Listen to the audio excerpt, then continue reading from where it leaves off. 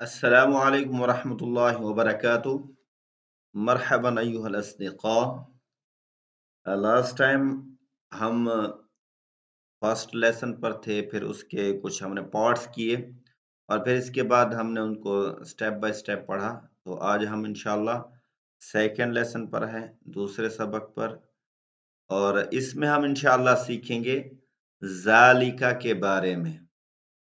ذالکہ جو کہ اسم اشارہ ہے، دور کے لیے استعمال ہوتا ہے، بعید کے لیے استعمال ہوتا ہے، اور اس کے ساتھ ہم نے جو لاسٹ میں پڑھا تھا وہ ہادہ پڑھا تھا، اور جو کہ نزدیک کے لیے استعمال ہوتا ہے۔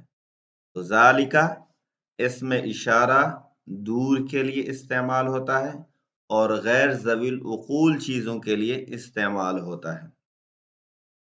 تو چلیں شروع کرتے ہیں۔ بسم اللہ الرحمن الرحیم۔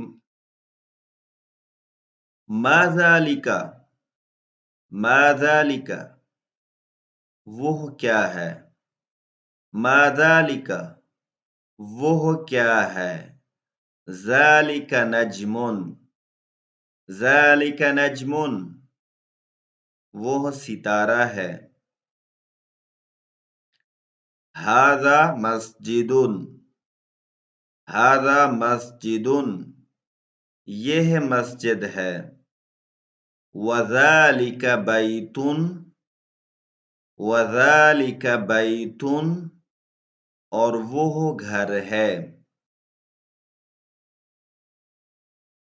ھذا حصان وذالک حمار، ھذا حصان وذالک حمار یہ گھوڑا ہے، وہ گدھا ہے، اذالک کلب، اذالک کلب کیا وہ کتا ہے، لا ذالک قط، لا ذالک قط نہیں وہ بلی ہے، ما ذالک، ما ذالک وہ کیا ہے، ذالک سریر، ذالک سریر وہ چارپائی ہے۔ تو آج کے لیے اتنا کافی ماشاءاللہ۔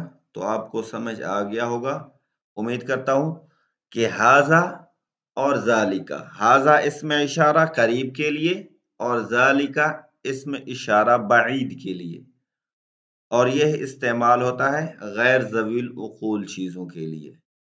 تو ملتے ہیں نیکسٹ ویڈیو کے اندر انشاءاللہ، اب تک کے لیے اجازت۔ السلام علیکم ورحمۃ اللہ وبرکاتہ۔